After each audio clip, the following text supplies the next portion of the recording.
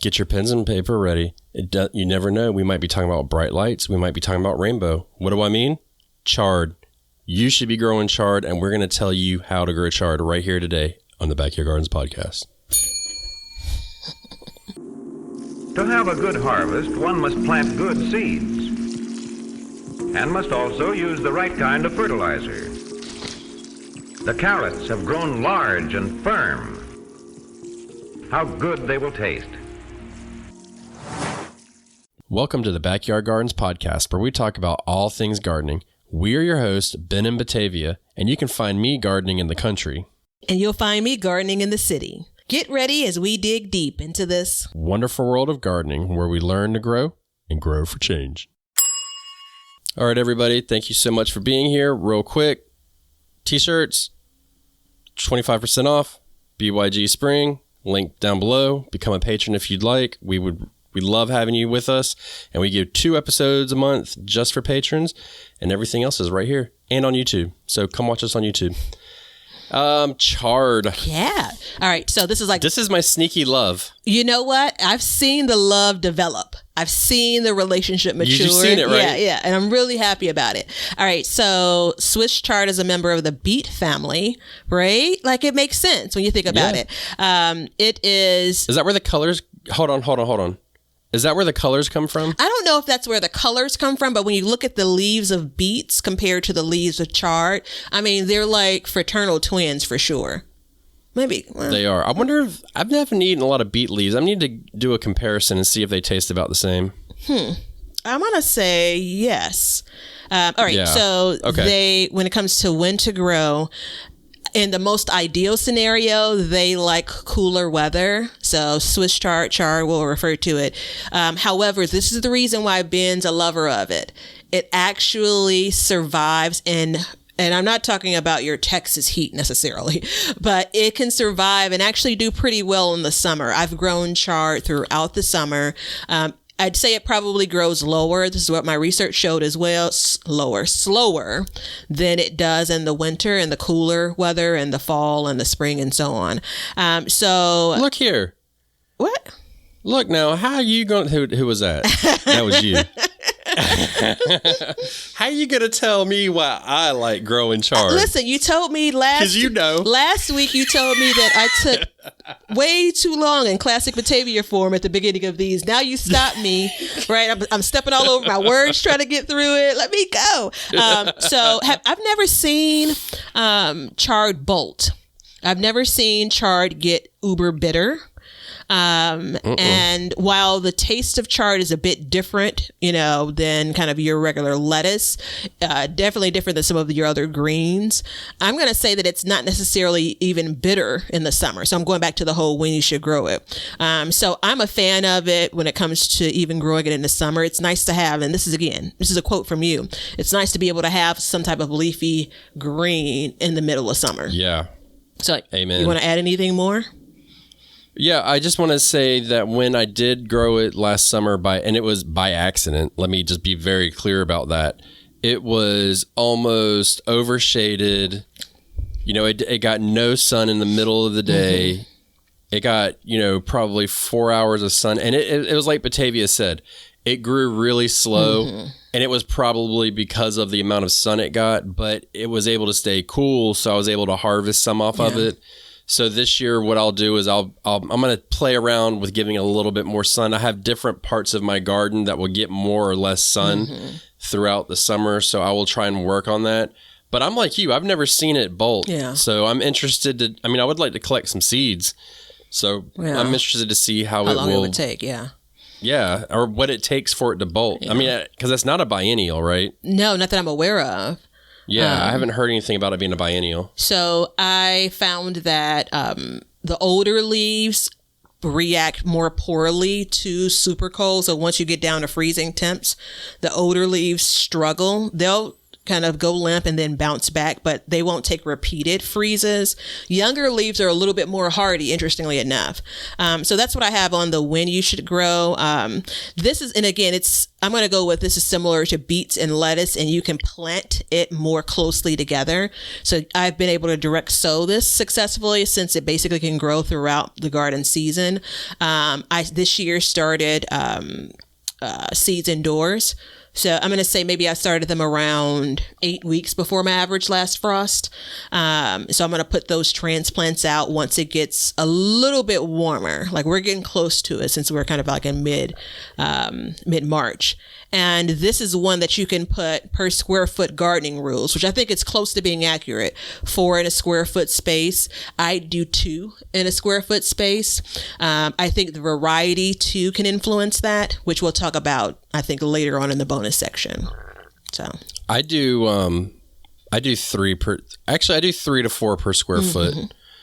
That's what I do. And because, I mean, usually you get a little bit of loss. So it kind of, the attrition rate will kind of help out. But that's what I do. But yeah, it is not often, I said it, I don't know, that the square foot gardening rules, I think, really apply. And this one, I feel like it really does. Yeah.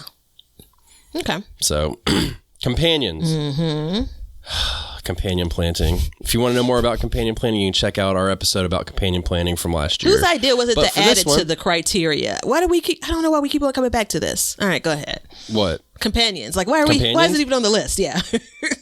Because people want to know. Yeah, I guess. And I'm curious too, because part of this research isn't just for everybody else. It's part of me, because now it's in my notebook forever. I'm literally creating a library of plant profiles. Good for you. I am.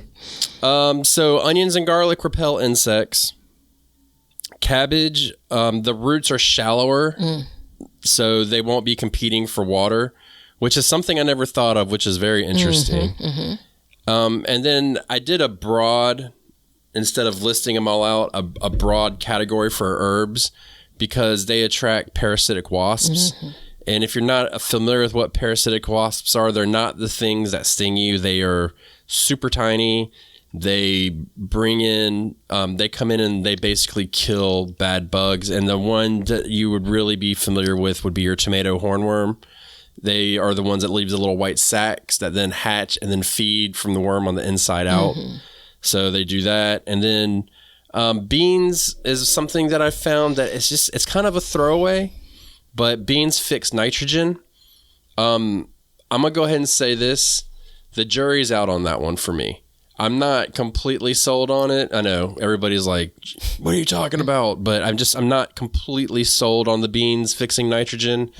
And one of the reasons why is because most of the time what I read were the beans fix the nitrogen after they've been harvested and cut down, and then the roots break down and they have little nodules on them that hold whatever. We'll just call it nitrogen because I don't know. And then, so the fact that the beans are alive and growing at the same time, and then also the other fact that beans grow in the summer and chard is primarily a cool season crop, I smell something fishy here. So I'm putting it out there. So conversely, instead of companions, let's talk about foes. This is going to hurt a lot of people's feelings, but it shouldn't. Sunflowers. So the roots give off a chemical that inhibits germination and stunts growth. The benefit is, again, it's a cool season crop primarily. So you're usually not growing sunflowers at the same time. And then, I can't ever say this word right, cucurbits, like melons and stuff like that. They can smother chard, obviously. So let me put it to you real simple. It gets along with a lot of things. Yeah. Okay. If you're giving me shit like it gets smothered by leaves, like, come on, man. Like, I'm not, you're looking for something to put down. So what I'm going to say is chard is a very friendly plant. And while you don't hear a lot of companions, especially when I look at it, there's only 3 companions that I've found that were cool season. But what you need to understand is just because there's not a lot of companions, there's not a lot of foes, which means there's a lot of, chard is Switzerland. Like everybody's like, it's just chilling. Yeah. It's happy with everybody. So there's that. So last year I grew in a small bed, planted chard first out, put radishes in that didn't do well, but I think it was timing more than anything. Had 1 or 2 romaine lettuce in that same bed while chard was growing. And then ultimately through the season, okra was in that bed, as well as bush beans, as well as one pepper plant. So I didn't see any of those plants struggle. So again, for that 1 year, they did well together. Like you said, they're pretty easy going. I was trying to look at my phone from a couple of years ago. I had a bed with all kinds of random things, probably from before I knew about companion planting.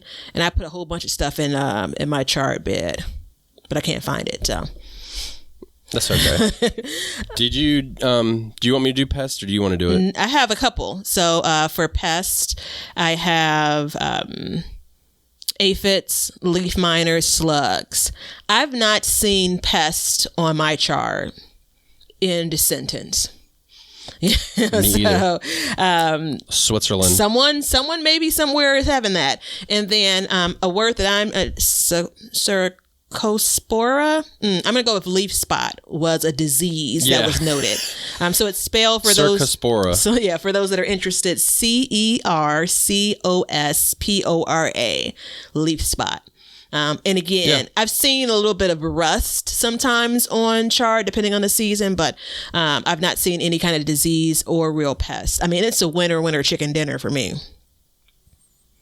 So as we're going through chard, I'm starting to realize why I like it so much. 1, everything we've talked about, and 2, it was easy to research because there's not a lot. So there's that. It's a friendly plant for sure. Yeah. And harvest. So this is an interesting one. Everybody does cut and come again for lettuce and stuff like that, like leaf lettuce and whatnot. But I've come to the determination that in my area, cut and come again won't work well for me at some point because it gets so hot so fast. So it's better to just grow ahead, plant ahead, grow ahead, plant ahead in succession so constantly. But because it can take heat, I know that it can take some kind of heat. It's not necessarily a harvest a whole plant type situation. So that's something that's interesting to me. And you just cut the outside leaves, leave enough in it to rejuvenate and feed the roots, and it'll grow back. But you need to plant enough chard, and that's why you can get 4 in a square foot. If you take 4 square feet, you can be harvesting chard every day. 2 plants a day. That's 2 plants. That's 1 square foot every 2 days or 3 days. And so every week you can be harvesting some. And if you do a little bit more, if you space it out in between, you can have a continuous flow of chard coming in throughout. And depending on what zone you're in, I'm going to go on a limb and say zone 7 and 8 and 9, you can probably grow chard most of the year. 9 would be a stretch in the summer. 6, you can probably grow it throughout most of the year as well until you get those hard freezes. Yeah. But I had mine get hit by hard freeze and it looked like it died and then it came back. Yeah, so I have. I did a first day of frost video last year, and then I came back after 3 days of like getting to 32 degrees Fahrenheit or lower, and you could see the each day the chard struggled more and more. So like the first day it was, it bounced back after being limp. Second day, and again, the older leaves struggled a bit more. Right now it's like a pancake flat, so for our winter, I'm in zone 6, but I continually get freezing temps over and over and over throughout winter. It doesn't survive through the winter. I can't remember if I've seen it come up in the spring. Sometimes I get pretty happy about pulling stuff out. So I don't know if I've seen it like kind of overwinter and come back. And I can't promise that I'm going to leave the ones I have in the garden now in to see if it happens. So, well, it's an easy one to start, so it's not a big deal. Easy one to start. But I imagine under some cover, you can probably get it to go for a pretty good one. If you put some thick cover on, I bet you could get it to go for a pretty good while. The problem is, in a lot of the northern states, sometimes it just doesn't even get close to above freezing for days and days and days, and that's really tough on a plant. So it does have its limitations. So there's the leaves that freeze. So that's one thing, right? But then once we get to the point, and I haven't pinpointed when it happens, but once my ground freezes, once the soil freezes, it's a wrap for all of that, you know? So once things thaw early in the spring, you know, depending on, again, how hardy the plant is, that root may survive it. And so that's what I'm trying to figure out. Does the chard root survive being completely frozen? Don't know yet. But this is one of my, again, favorites. It was one of the early crops that I direct sowed in my garden when I was playing around with like growing from seed. Big seed, easy to kind of drop in. I think every variety of chard tastes different. It's nuanced, but it's different. So ruby red is, I was going to move on a bonus. I'm sorry, I'm fast forwarding. That's my bonus information. No, you're fine. Well, you didn't do uses, so let's just do uses. You can cook it raw. Yep. It holds its shape well. You can cook it raw. What the hell's wrong with me? You can eat it raw. It holds its shape well. And then you can also steam the ribs. You can use it just like you would any other green. Actually, last night I had a chard salad. There was no lettuce or anything. It was chard. It was a little bit thicker leaves, so it wasn't as overly pleasant, but being wintertime, it was very pleasant, if that makes any sense. Like it was much more fulfilling to eat that salad than it would be a lettuce salad. But I mean, so it's basically, you know, you can cook it anyway with soup, stews, all that stuff. You gave a dinner egg recipe a couple of weeks back, and we talked about using chard as one of the leafy greens as an option. So that's because that's what I pulled out of my garden and used. But to that point, my first chard was ruby red, and I probably still have those seeds. Not a fan. Like it's probably as close to earthy as like the beet compared to some of the other ones. My absolute favorite, I'm going to recommend it for all, is Ford Hook chard.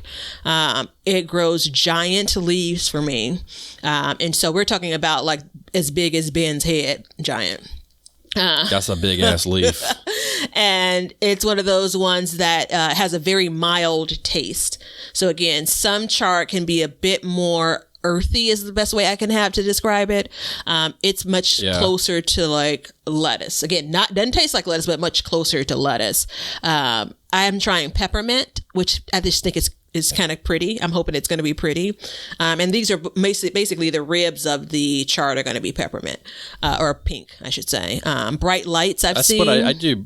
Bright lights. That's what I do. Yeah, bright lights. Yeah, I mostly do bright lights. Actually, this year I did a combination of bright lights and something real neutral. And the reason why I use that terminology is because I interplant it within my greenhouse for textures.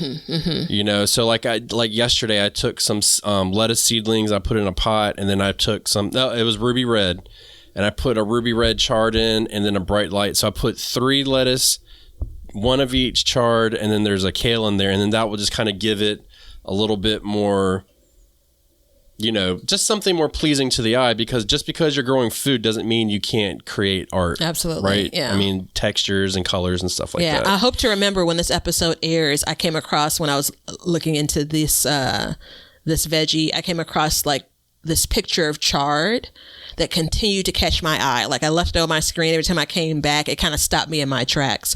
But you said you interplanted for texture. I wrote that down because that spoke to me. You know, feeding the senses in a different way. So good job on that. Yeah, it's a visual. I mean, you know, we want to make it as visually appealing as possible and just play with. I mean, how many foods have red leaves on them? Yeah. You know what I mean? Purplish, right? You know. Yeah. So my last thing is the nutrition portion, and so everybody sit down. I want you to sit down, okay? Vitamin A, it gives you 1 serving of it, which is a couple, I think it was 100 grams. I don't know what 100 grams is, but I don't think it's much. 214% of your daily value. Vitamin K, this is where you need to sit down, 716% of your daily value. That's crazy. Yeah, that's insane. So it's interesting to me. We're running out of time very fast, but as I look at this, and we talk about chard, I don't want to put it up on a pedestal, but I want to highlight a couple things. It grows in cool. It grows in warm. You can put a lot in a square foot. It's very friendly. It doesn't have a lot of pests. It's disease, and it's packed with vitamins. Yeah. creation is amazing. That's all I got to say. Like, that's amazing to me. You know what I mean? Yeah. Whereas you can go to broccoli, we won't revisit that. And I'm not hating on broccoli, but if you just break it down, there is a difference. Yeah, chard is not a demanding plant. And I think that, to offset some of the things that are of higher demand in our garden, and I mean demanding of the gardener, I think we need to have things that are a bit easier. And if they taste good as well and look good, it's a win-win-win. Beets are easy, but I don't like them, so I don't grow them. Holla. All right, everybody, look. Chard. Stick it in the ground, throw some nitrogen on it, because as you know, nitrogen creates leaves, and we eat the leaves. Use it for texture, use it for colors. It's super friendly. We love it. We love you.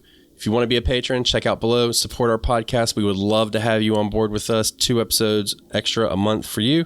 And Batavia, tell them something real good. See ya.